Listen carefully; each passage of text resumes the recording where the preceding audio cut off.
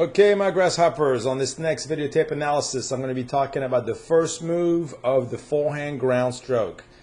And I'm going to show you one of the biggest myths out there is to take the racket back right away. It's probably the worst tip in the world to take your racket back early. Unless you're a complete beginner, you don't want to do that. You want to turn your shoulders early by keeping both hands on the racket. You're not hitting hand on the throw of the racket. Now I'm going to roll down the top 8 guys in the world, plus I'm going to add about 12 other pros, men and women, to show you the common fundamental of the first move is to keep the left hand on the racket.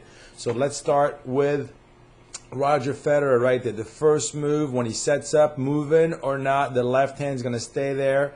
And there's the first move. Let's go to Rafa Nadal. First move, both hands turn, the racket stays right there. We're going to move to Mr. Novak Djockovic right there.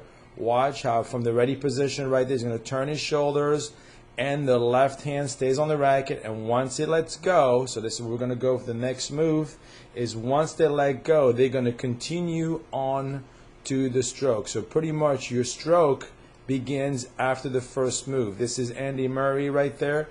When I was in London a couple weeks ago, watch the first move right there. Both hands on the racket and turn.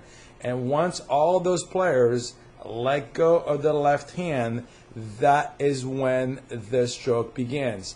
There is Juan Martín del Potro right there, first move, both hands on the racket, and once they let go, they will begin the swing. I'm going to go to the number 7 player in the world right there, which is Davydenko. Watch the left hand right there, first move. Once again, the left hand stays on the racket and they're going to let go, and the stroke will begin from that point. That is the key.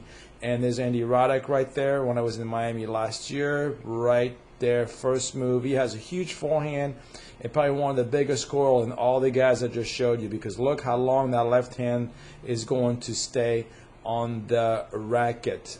This is Mr. Tsonga right here. Same thing, first move.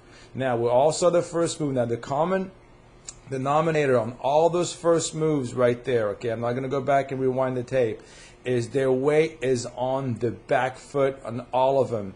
Right when they let go of the racket, they're all backloading, and it's from that point that they're going to release the racket, and that is from that point right here. I mean, I stopped the tape on the edited the tapes to stop it right here. Is as soon as they let go, that's it. The stroke begins then.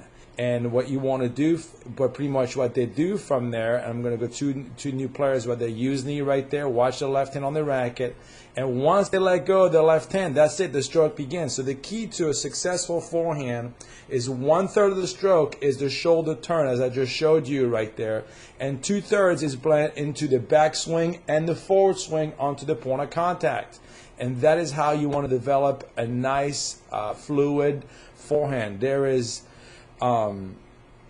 Gary Monfils right there. Watch how long he's going to keep that left hand on the racket, keep it, and once he's going to let go, that's it, the stroke begins. Same thing, Hewitt right there, less intensity because he's warming up, but watch how long that left hand is going to stay on the racket.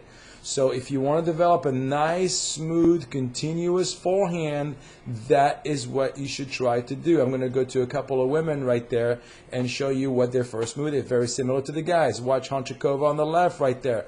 Watch how long that racket stays on the left hand stays on the racket, and watch the footwork right there. Watch what the weight is right there. Bam, back loading. Watch Maria right there. Boom, when she's running for this ball right there, and when she's letting go, watch where the weight is on the back foot right there. And that is how you will develop not only a powerful forehand, but a smooth forehand. Don't chop your stroke and take your racket back and just stop. You want to turn your shoulders first. That's the preparation. So all these players I just showed you right there. Let's finish up with Verdasco, and I don't know who else I have up there. I mean, I just have a ton and ton, just more and more. Here we go, 2 more. Let's go with David Nalbandian right there from the rear right there. Watch the first move right there, regardless if you're moving or standing still. First move. Let's watch Verdasco right here. First move. I mean, I sound like I'm doing an infomercial right here, but that's what his first move is the same. All these guys and women have different looking strokes, okay? Slightly different grips, slightly different takebacks, but what they all have in common, every single one of them, what they all have in common is what they do with their non-hitting hand. And it's the first move, it stays right there, boom. We'll finish up with these two guys. And it is from that point, okay, watch again where the weight is right before they hit it. And it is from that point that they will take their racket back and blend it into the backswing, into the point of contact, and follow through.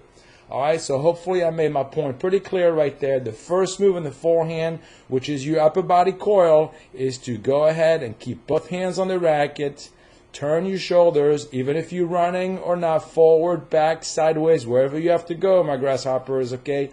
Keep that non-hitting hand right there on the racket when you're moving. Hold it, and when you let go of that hand, your weight should be on your back foot like Rafa is right there, or like Roger is right there, and from that point forward, that's it. You just drop and release. All right, so hopefully I shedded some light on the preparation part of the stroke, and you can get more tips like this on my website, www.tennisaction.com. Hopefully you enjoyed it, and hopefully you'll get a smoother and more powerful forehand.